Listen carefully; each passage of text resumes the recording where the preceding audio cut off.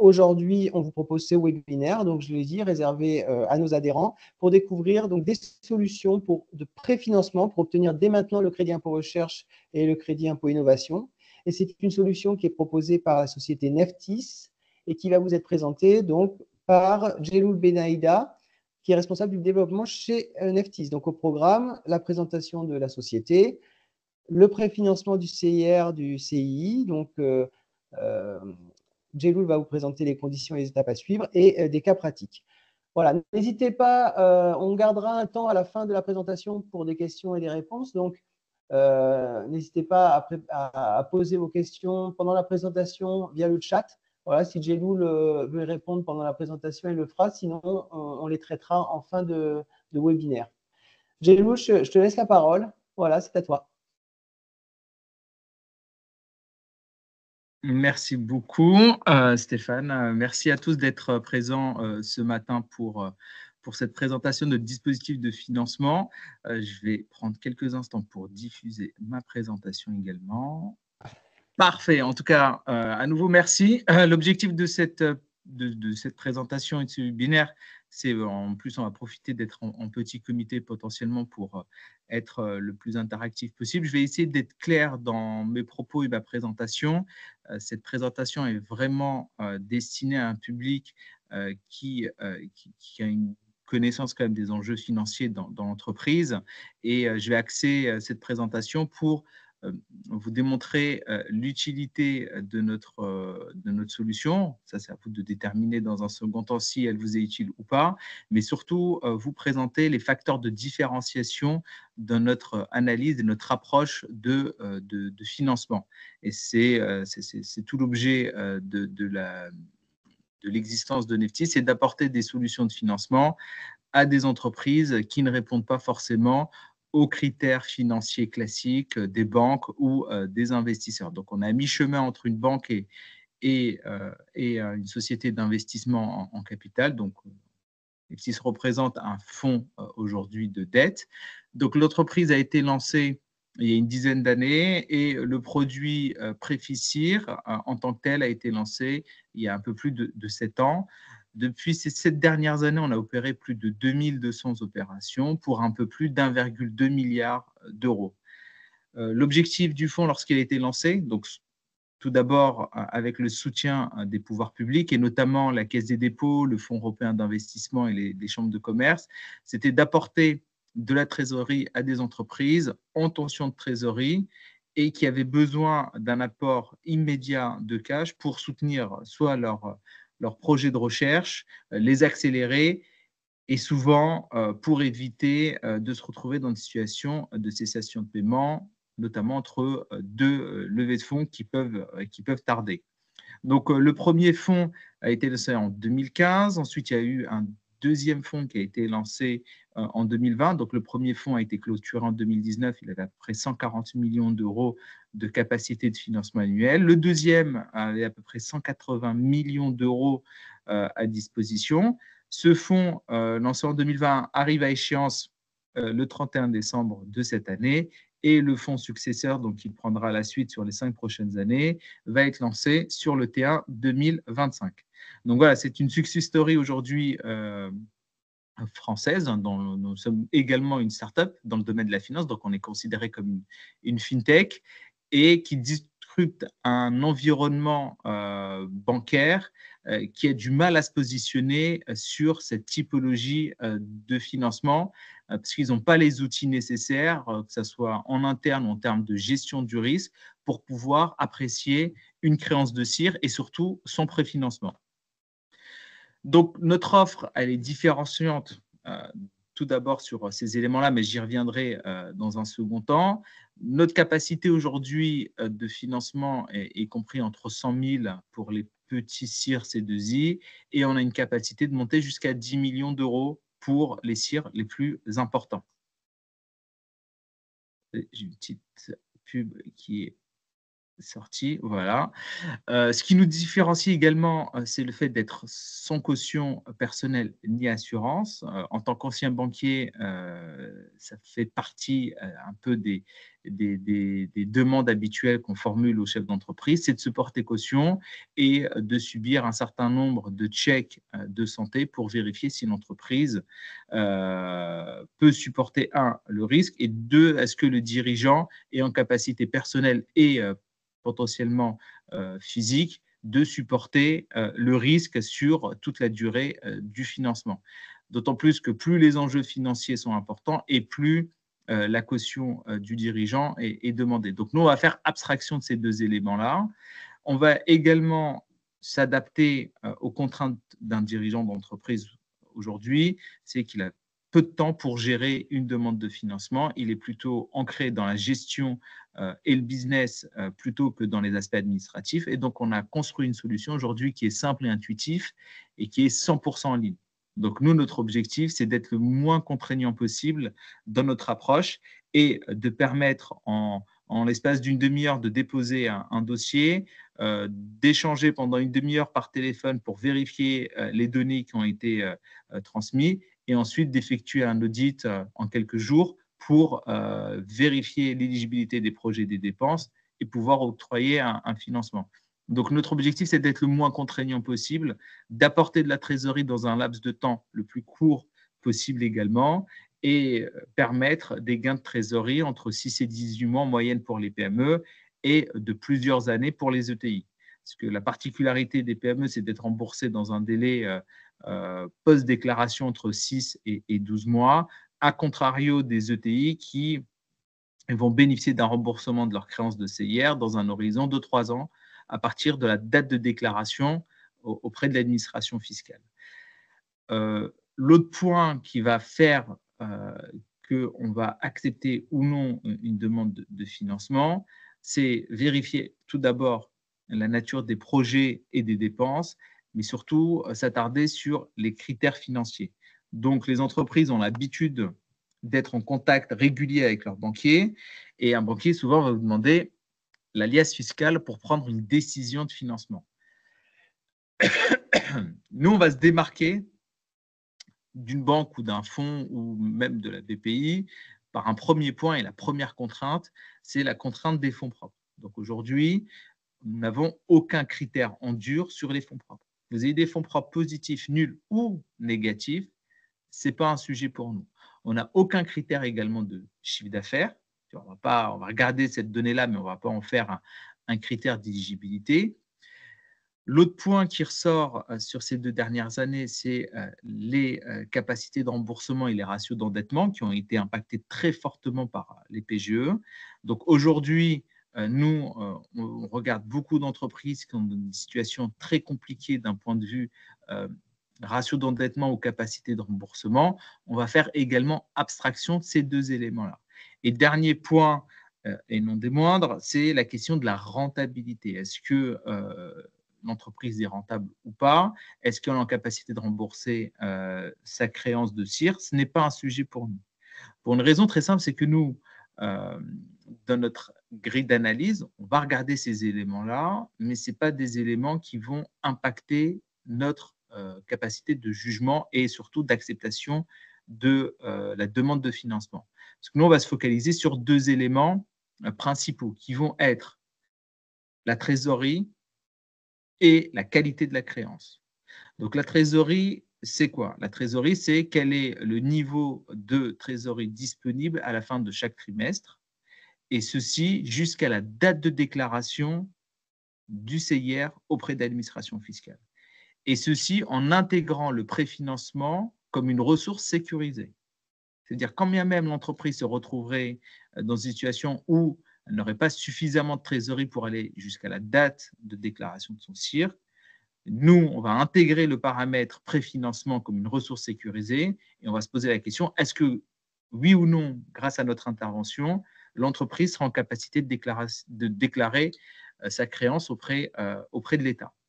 Et donc, notre grille d'analyse ne portera plus sur un risque entreprise, mais sur un risque État.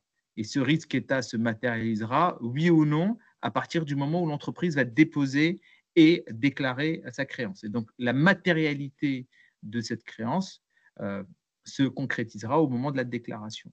Donc, voilà aujourd'hui pourquoi on est en capacité d'accompagner, je veux dire, fortement les entreprises en balayant l'ensemble de ces critères en dur aujourd'hui qui sont un obstacle pour beaucoup d'entreprises innovantes et pas que, c'est-à-dire ce n'est pas uniquement les startups ou les petites PME, c'est aussi les grands groupes qui se retrouvent dans une situation où ils sont gorgés de PGE, ils ont d'autres investissements à réaliser stratégiques et ils disent est-ce que c'est le bon moment ou pas de solliciter un préfinancement. Donc notre mécanisme, il est également, je veux dire, simple. Donc ce que je vous ai dit, critère en dur, c'est qu'il faut avoir un minimum de 100 000 euros de CIR et C2I confondus par an, que l'entreprise ne soit pas redevable de l'IS ou qu'elle ait suffisamment de déficit reportable pour que la créance soit matérialisée par un remboursement une fois qu'elle est déclarée, qu'elle soit une bonus, bien évidemment, qu'elle ne soit pas en procédure amiable ou collective. Le point que je vous ai mentionné précédemment, qui est une continuité d'exploitation, sécurisée jusqu'à la déclaration du CIR et du C2I. Et qu'au moins 80% du CIR soit validé par nos experts vérificateurs. Ça, c'est un minimum attendu, mais parfois, on peut descendre un peu en dessous en fonction des justifications qui nous sont apportées par l'entreprise. Le mécanisme et les modalités de financement. Donc, nous, on va financer l'entreprise à hauteur de 92,5% du montant sécurisé par l'auditeur. Donc, si vous avez 100 000 euros, par exemple, on va vous financer à hauteur de 92 500 euros. Ça, c'est le montant brut préfinancé. Ensuite, au moment où l'administration va nous rembourser, donc vous nous cédez la créance et on est remboursé en totalité de votre crédit impôt recherche. On récupère notre avance de trésorerie et on va vous faire un deuxième paiement à hauteur de 5%. Enfin, une dernière retenue de 2,5% va constituer une garantie collective qui va nous couvrir des aléas de remboursement ou de redressement de l'administration fiscale. Et cette retenue vous sera restituée à la liquidation du fonds. Concernant le coût de l'opération, il va être de deux natures. Donc, il y aura des frais financiers d'un côté et des frais de dossier d'audit de l'autre. Donc, les frais financiers, ils sont identiques pour toutes les entreprises. Donc, là aussi, on n'opère aucune discrimination, que ce soit sur la taille de l'entreprise, le montant ou la qualité financière de l'entreprise. Donc, le taux, aujourd'hui, on est sur Euribor 6 mois plus 4,25% par an. Donc, Euribor 6 mois plus 4,25% calculé sur le montant préfinancé et la durée de portage. La durée de portage, c'est le moment où on décaisse les fonds et le moment où on est théoriquement remboursé par l'administration. Donc, si on décaisse les fonds, par exemple, en janvier et on est remboursé le 1er juillet, les intérêts vont courir sur une période de 7 mois, de 6 ou 7 mois, en fonction de la date de remboursement. Ensuite, il y a des frais de dossier, des frais d'audit. Donc, sur les frais de dossier, on est à 1% du montant de la créance cédée. Donc, ça, c'est la rémunération de Neftis. Et on fait appel à des auditeurs vérificateurs qui, eux, vont nous facturer une prestation d'audit et qui vous sera communiquée par devis. C'est c'est le seul coût et c'est la seule partie du processus où on va opérer une discrimination. Pour une raison très simple, c'est qu'en fonction de la taille de la créance, en fonction de l'exhaustivité des informations et de la qualité du dossier qui nous est transmis, l'auditeur va passer plus ou moins de temps. Et donc, pour ne pas pénaliser les entreprises vertueuses, on va pouvoir faire un devis, cette fois-ci, en fonction de la qualité du dossier de l'entreprise. Donc, c'est le seul paramètre sur lequel je ne peux pas vous donner un élément chiffré exact. Mais bien évidemment, la prise de décision finale ne se fera qu'à l'aune de la présentation et de la validation de votre part du devis d'audit. Parce qu'on juge qu'à partir du moment où vous avez le devis d'audit, vous avez le coût complet de l'opération et vous pouvez prendre une décision en toute connaissance de cause et juger du coût d'opportunité de préfinancer ou non le CIR en fonction de vos contraintes. Ce qu'on a mis en place aujourd'hui sur la plateforme, donc sur neftis.fr, vous avez un simulateur à votre disposition. Vous aurez l'occasion, si vous le souhaitez, à la fin de ce webinaire, de vous connecter à neftis.fr, d'aller sur la rubrique simulateur et de pouvoir, en 2 clics, en 10 secondes, littéralement en 10 secondes, avoir une idée précise du coût de l'opération et des frais financiers associés. Et dernier point avant de passer à la slide suivante, l'ensemble de ces frais seront précomptés de l'avance de trésorerie, de la première avance de trésorerie. Donc, vous allez recevoir un financement net de frais. Donc, aucune mensualité à supporter et aucune, comme je l'ai dit précédemment, aucune garantie sur le ou les dirigeants de l'entreprise. Donc, vous recevez cette avance de cash, vous en disposez comme bon vous semble, et au moment où on est remboursé par l'administration fiscale, on va pouvoir récupérer la totalité de l'avance de trésorerie ainsi que de l'avance de frais qu'on vous aura octroyée. On ne peut pas faire plus simple en termes de processus et de gestion post-financement. Pour revenir sur le processus d'acquisition d'une créance, donc le processus en lui-même, 5 grandes étapes. Quoi qu'il arrive, on veut que les entreprises effectuent une simulation sur la plateforme. Comme on est transparent et qu'on offre les mêmes conditions de financement à toutes les entreprises, on juge que l'étape préalable avant d'opérer le processus de préfinancement, c'est de se dire, est-ce qu'en l'état, en fonction de la simulation que j'ai reçue, avant de recevoir le devis d'audit, est-ce que le coût aujourd'hui, il est intéressant ou pas? Donc, le coût d'opportunité, si vous jugez que le coût d'opportunité est intéressant, vous aurez l'occasion de constituer un dossier en ligne où il y aura 3 grandes rubriques à remplir, info CIR, info entreprise et info trésor. Vous aurez notamment un plan de trésorerie à remplir sur 6 à 12 mois maximum en fonction de la période de l'année. Une fois que le dossier est complété, on va vous poser quelques questions sur la plateforme et ensuite présenter le dossier en comité d'investissement. On a un comité hebdomadaire et donc entre le moment où vous déposez votre demande et le moment où vous passez en comité, il se passe entre 5 jours et 1 semaine maximum.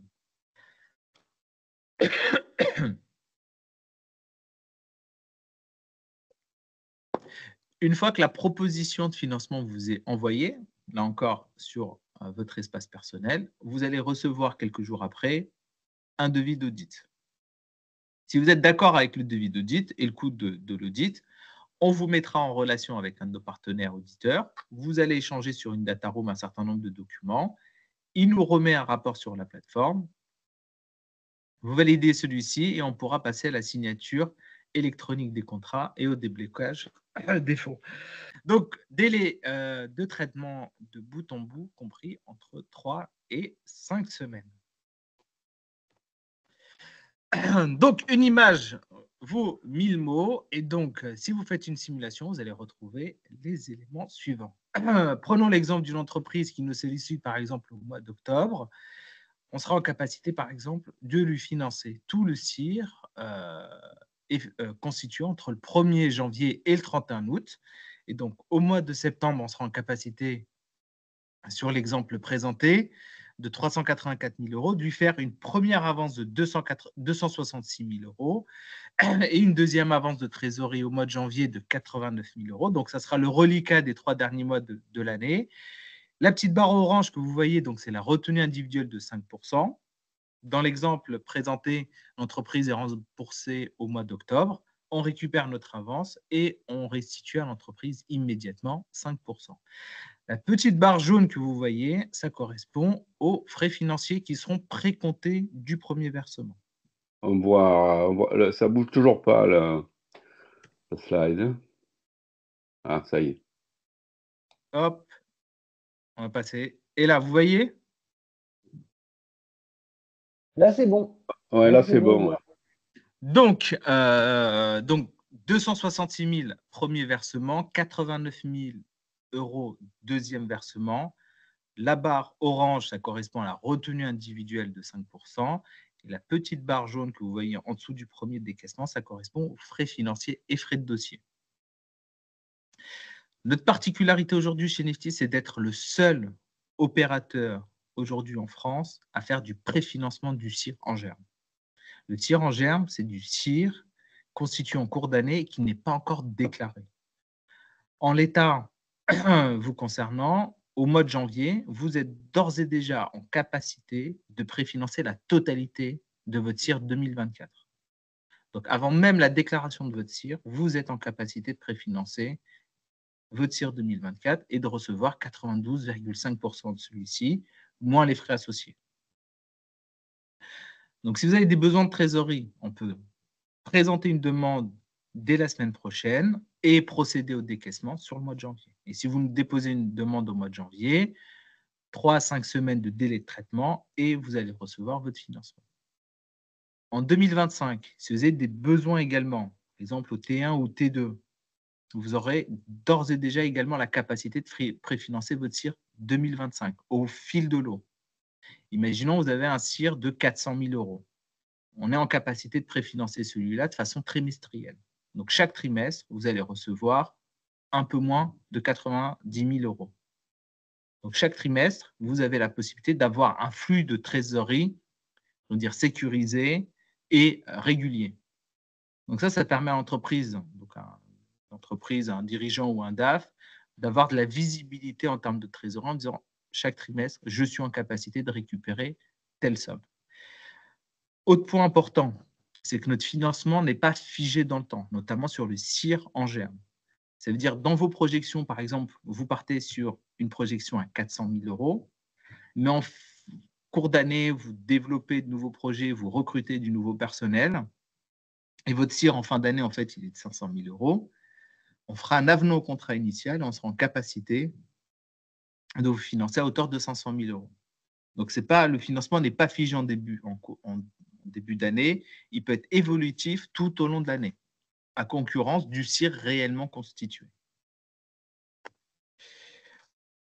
Exemple d'une PME d'une centaine de salariés qui s'est retrouvée dans une situation dramatique où l'un de ses clients l'a plantée, littéralement, et elle s'est retrouvée dans une situation extrêmement critique, où l'entreprise, sans aucune solution de financement à court terme, allait se retrouver dans une situation de cessation de paiement, avec énormément de licenciements et potentiellement également la fermeture définitive de l'entreprise. L'entreprise en question avait déjà énormément de dettes, un actionnariat qui était plutôt familial et qui n'était pas en capacité de remettre énormément d'argent au pot. Elle s'est retournée vers ses banques pour demander la mobilisation de sa créance. Les banques ont refusé compte tenu de sa situation financière. Elle s'est retournée vers la BPI également, qui lui a notifié qu'elle était uniquement en capacité de financer des ETI principalement, mais également avec des critères bancaires, et s'est retrouvée dans une situation délicate et extrême. Par chance, elle avait un conseil en CIR, donc à l'époque, le conseil est venu pour effectuer sa mission, et une discussion en amenant une autre, elle a dit, écoute, je suis dans une situation compliquée, potentiellement, je ne pourrais pas régler la facture en question parce que je suis dans une situation de trésorerie extrêmement tendue. Est-ce qu'on peut éventuellement reporter le paiement de cette facture à une échéance beaucoup plus lointaine? Et compte tenu du fait que ce partenaire auditeur travaille régulièrement avec nous, il lui a présenté notre solution de financement. Et donc, à ce moment-là, l'entreprise nous sollicite en pensant que, compte tenu du fait qu'elle a trouvé porte close auprès de l'ensemble des établissements bancaires classiques, qu'on allait également lui présenter un refus. Et là, on est rentré, on a regardé le dossier. On n'a pas regardé avec des yeux de banquier, mais avec les yeux d'une fintech qui est en capacité d'éliminer l'ensemble des critères classiques. Fonds propres, nul. Rentabilité, nulle. Ratio d'endettement au maximum. Et on s'est posé la question, est-ce que avec notre préfinancement, donc on était sur un CIR qui faisait 1 million d'euros, est-ce qu'on allait pouvoir permettre à l'entreprise d'avoir une ligne de flottaison au-dessus de zéro ou non? Et dans l'exemple que je vous présente, vous pouvez constater que sur la ligne rouge et sans préfinancement du CIR, l'entreprise allait se retrouver en cessation de paiement très rapidement. pour une raison très simple, c'est qu'elle avait des échéances, des charges financières, des charges sociales, des prêts bancaires à rembourser, et elle n'avait pas de levier immédiat auprès de ses clients ou de ses fournisseurs pour avoir une trésorerie au minimum nulle ou positive. Et avec notre préfinancement, on lui a permis immédiatement de récupérer une très grande partie de son CIR. Donc, on a pu préfinancer le premier semestre du CIR constitué. Et ensuite, au fur et à mesure du temps, on a fait 2 paiements supplémentaires trimestriels, T3, T4, et ça a permis à l'entreprise d'avoir une ligne de trésorerie positive. Je ne vais pas vous le cacher, elle a dû licencier quelques personnes, notamment des intérimaires, pour permettre à la trésorerie de se maintenir. Et grâce à notre intervention, l'entreprise a pu faire face à ses engagements de court terme et également de moyen terme. Ensuite, on est rentré dans une relation de long terme avec elle, où elle a intégré le préfinancement comme un outil de pilotage de sa trésorerie, avec, comme je l'ai dit précédemment, avec des paiements trimestriels qui lui permettent de faire face aux soubresauts de l'activité et aux creux de trésorerie notamment qu'elle peut rencontrer en période estivale, parce que c'est une PME industrielle et c'est la période de l'année où elle creuse sa trésorerie avant la reconstitution de celle-ci en fin d'année. Donc ça, c'est un exemple frappant et j'ai envie de dire quasiment quotidien pour nous, où les entreprises se retrouvent face à une urgence, à une difficulté extrême. Elles cherchent l'ensemble des leviers à disposition et le crédit impôt recherche est un actif, on veut dire, illiquide qui est en train de se constituer en cours d'année. Et nous, on permet notamment aux entreprises de donner de la liquidité dans un laps de temps extrêmement court, avec des critères de sélection qui restent malgré tout, on veut dire, pas très contraignants compte tenu de la situation, je veux dire, actuelle, où les entreprises essayent de trouver l'ensemble des leviers pour passer cette fin d'année et démarrer 2025 dans les meilleures conditions possibles.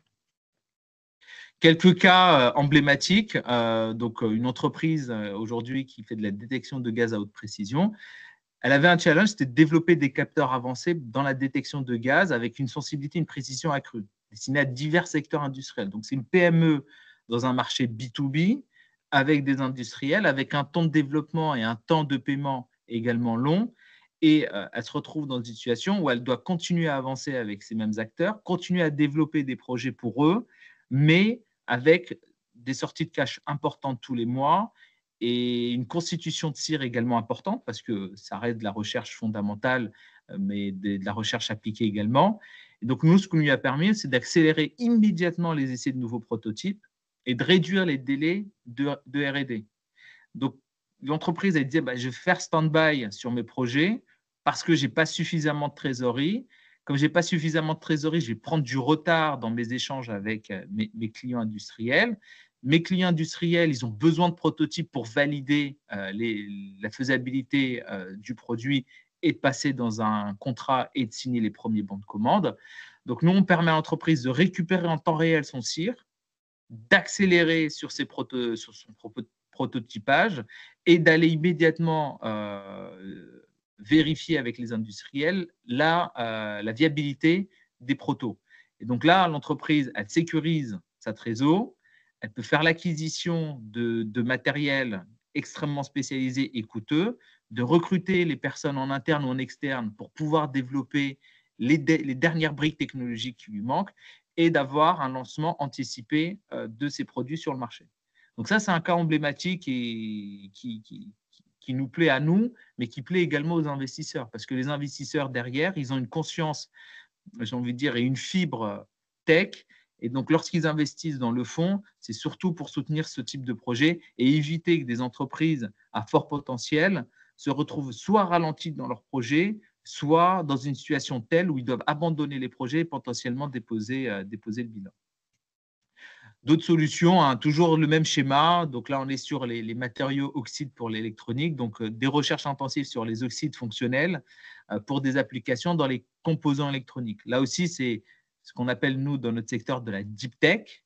On est dans un marché de niche où l'entreprise doit se positionner pour apporter ça c'est plutôt votre sujet, j'ai envie de dire c'est plutôt votre sujet, c'est d'aller trouver des nouveaux composants chimiques pour pouvoir accompagner le développement des deep tech dans le domaine des semi-conducteurs. Et enfin, dernier sujet également, l'électronique photovoltaïque. Là, on a des entreprises qui sont spécialisées dans les cellules photovoltaïques organiques imprimées.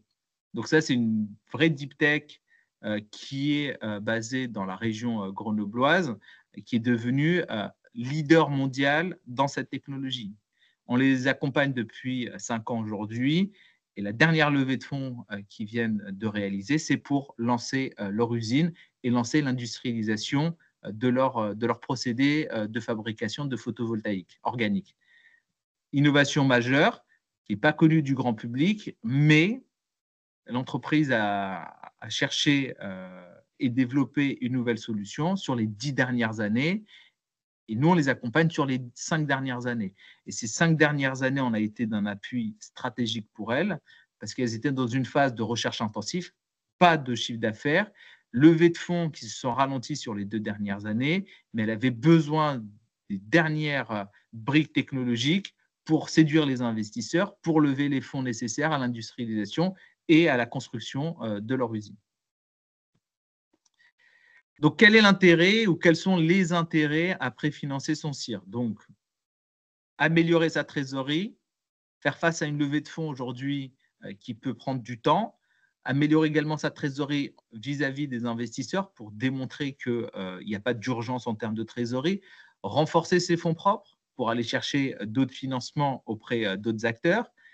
Lorsque vous rencontrez un blocage de remboursement de la part de l'administration, parce que l'administration fiscale souvent accepte le dossier, mais met du temps, soit pour vous répondre, soit vous demande des informations complémentaires, et donc ça retarde d'autant plus le délai de remboursement. Ce qu'on aime beaucoup, nous, c'est lorsqu'il y a des investissements en R&D à lancer ou à accélérer, fiabiliser votre cash flow. Ce que je vous ai dit, lorsqu'on est un DAF, on aime bien avoir des flux réguliers de cash et également avoir un suivi de votre dossier CIR par un tiers indépendant. Donc, nous, on va regarder en détail, trimestre par trimestre ou semestre par semestre, votre dossier. Et le fait d'avoir un dossier de préfinancement, un dossier de CIR préfinancé, c'est également un gage de sécurité pour vous parce qu'un acteur extérieur a pris un risque pour vous financer et vous apporter la trésorerie nécessaire.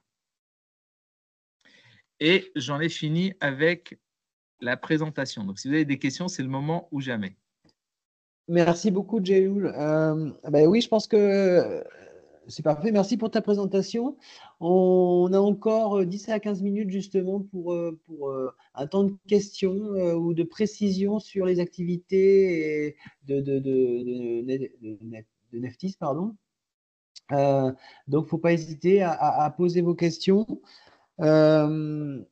Déjà, alors, tu en as parlé pendant ta présentation, mais est-ce que tu peux nous dire ou nous confirmer que Neftis peut opérer tout type d'entreprise? Alors, quel type d'entreprise et quel type de secteur d'activité? Est-ce qu'il y a des… Tout type d'entreprise, de la start-up avec un jeune docteur à l'intérieur jusqu'au mastodon avec 6 ou 7 000 collaborateurs et plusieurs milliards d'euros de chiffre d'affaires. Il n'y a pas de limite nous concernant. Les seules limites, donc on a un plancher de financement qui est autour des 85-90 000 euros. Donc ça, c'est le minimum sur lequel on peut se positionner. On peut aller jusqu'à 10 millions d'euros sans limite de notre côté.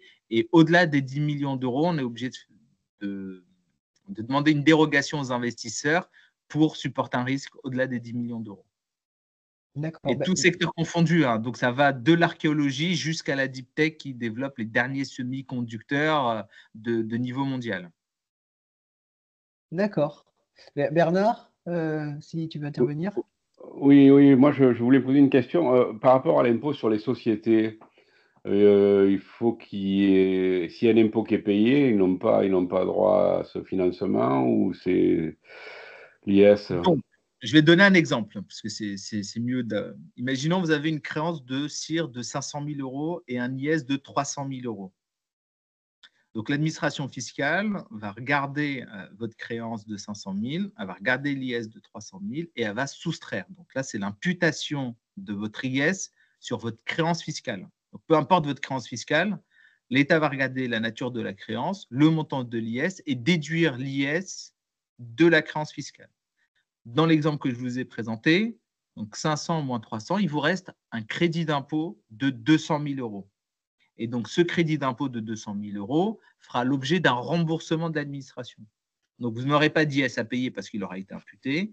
Et le reliquat de cette créance fiscale de 200 000 euros vous sera remboursé le moment venu.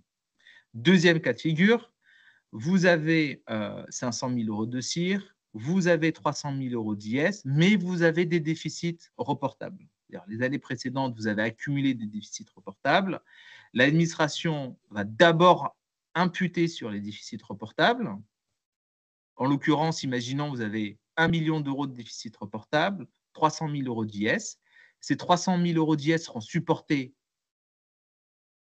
à 100% par ce déficit reportable et votre créance de 500 000 euros ne sera pas imputée. Donc, vous allez pouvoir récupérer votre crédit d'impôt de 500 000 euros. Et donc, nous, on va regarder toujours le montant de l'IS, le déficit reportable et le montant du CIR pour vérifier le risque d'imputation, oui ou non. Et s'il y a un risque d'imputation qui existe, on financera uniquement le CIR qui sera remboursé par l'administration et rien au-delà. Et si vous avez fait des avances d'IS, donc des acomptes d'IS, on prendra également les acomptes d'IS et vérifier s'il reste encore un crédit d'impôt une fois que les acomptes auront été payés à l'administration. D'accord.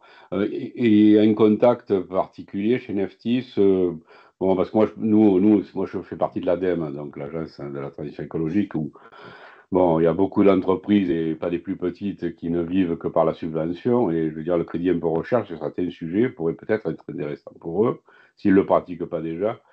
Il y a une personne à contacter particulièrement, ouais, d'accord, c'est vous finalement. Ouais. C'est moi, vous pouvez me contacter. Et, bon, je ne répondrai pas à toutes les demandes, en tout cas, vous pouvez me les envoyer. Les autres collaborateurs pourront y répondre. Mais je centralise en l'occurrence les contacts et ensuite je dispatche pour le reste de l'équipe en fonction de leur disponibilité. D'accord. Voilà, on est dispo. J'insiste beaucoup sur la situation financière actuelle où les entreprises sont potentiellement dans des difficultés, voire de graves difficultés. Elles ont l'habitude d'échanger principalement avec leur banque, donc elles s'auto-censurent. Elles disent bah, si mon banquier me dit non, forcément tout le monde va me dire non. Ils ne nous connaissent pas parce qu'on est une entreprise spécialisée dans un marché de niche, donc on n'a pas pignon sur rue et c'est tout l'objet de ces webinaires, c'est de démocratiser notre solution. Et comme je le disais précédemment, on est dans une position monopolistique sur notre produit, donc on est en concurrence avec personne. Donc, elle n'hésite pas à nous voir. Nos critères sont extrêmement souples et 90 à 95% des demandes qui nous sont présentées, elles font l'objet d'un préfinancement. N'attendent pas qu'il soit trop tard, qu'elles se retrouvent dans une procédure collective pour faire appel à nous. Parce qu'à partir du moment où elles sont en procédure, on ne pourra pas les accompagner. Donc avant qu'elles rentrent en procédure, qu'elles nous contactent. Oui, alors bon, là, c'est pas le cas sur l'exemple que j'avais en tête. C'est plutôt c'est de la R&D pour récupérer certains minéraux d'importance. Et c'est des gens comme Saint-Gobain et Aimé qui ont un peu, c'est comme une holding, quoi. Ils ont séparé les unités les unes des autres et chacun se débrouille un peu comme il veut, mais bon, c'est quand même du Saint-Gobain. Là, bon, sur le projet, c'est un projet de recherche et développement, même avec des investissements. Il demande à l'ADEME, à la région, des subventions, mais je pense qu'un crédit impôt recherche pourrait fonctionner sur ce type de projet. Donc, bien sûr. Et nous, lorsqu'ils sont rattachés à un grand groupe, d'un point de vue capitalistique, ils sont considérés comme des ETI et donc c'est d'autant plus préjudiciable pour elles parce que le délai de remboursement, il est de 3 ans.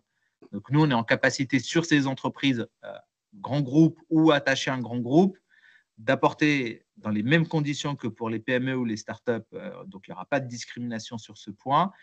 Et en plus, par rapport à une PME qui est remboursée dans un délai de 6 à 12 mois, là, c'est 3 ans, voire 3 ans et demi en fonction du moment où elle nous sollicite. L'impact est encore d'autant plus important pour elle en termes de cash. Ok, super, merci beaucoup. Merci à vous. Merci. Merci Bernard. Effectivement, Bernard a posé la question qui contacter. Donc, on peut te contacter directement. Oui. Est-ce que tu as parlé tout à l'heure de la simulation en ligne sur la plateforme? Est-ce que ça peut être un moyen aussi si une entreprise va directement sur la Oui. simulation en ligne sur la plateforme, vous Elle aura un prenez contact formulaire avec de elle? Comment ça se contact. passe? Voilà. Il y aura deux biais. Donc, on sera nous notifiés immédiatement et il y aura un formulaire de contact pour voilà, laisser ses coordonnées. On rappelle les entreprises dans un délai de 24 à 48 heures. D'accord. Super. On arrive bientôt, voilà, le temps passe vite, on arrive bientôt au terme du webinaire. J'avais une dernière question, moi. Les profils des experts donc, chez Neftis, c'est des experts financiers, techniques, les deux? C'est des experts, en tout cas, c'est public. On travaille avec les grands cabinets conseils qui sont Layton, GAC, FI Group, KPMG, Deloitte. Donc, ils ont des experts vérificateurs spécialisés dans le CIR, des doctorants ou des ingénieurs dans le domaine de recherche de l'entreprise. Donc, ils parleront entre pairs et ils vont se comprendre très bien. Et c'est des consultants et des auditeurs qui font exclusivement du CIR, donc ils comprennent toute la mécanique de déclaration d'un CIR et de la valorisation d'un CIR. D'accord. Tu l'as peut-être dit, combien de projets par an vous arrivez à traiter? Entre 3 et 500 projets par an. D'accord. Donc, Oui, effectivement, c'est une machine. On traite c'est entre 30 et 50 demandes de financement accordées chaque mois. Et ça non, représente mais voilà, entre 50 et 200 millions d'euros de financement octroyés chaque année. D'accord, je posais la question, quand vous parlez de, voilà, vous traitez tout type d'entreprise, tout secteur d'activité. Effectivement, quand on voit le nombre de projets qui est traité, on peut penser que vous avez tous les cas, comme tu dis, de la start-up à la grande entreprise et que voilà, vous avez un savoir-faire dans ce domaine-là. Oui. En tout cas, merci beaucoup pour ce webinaire de présentation de la solution. Merci aux participants qui étaient présents aujourd'hui. N'hésitez pas à prendre contact si ça vous intéresse, donc directement avec Jelul ou par notre intermédiaire.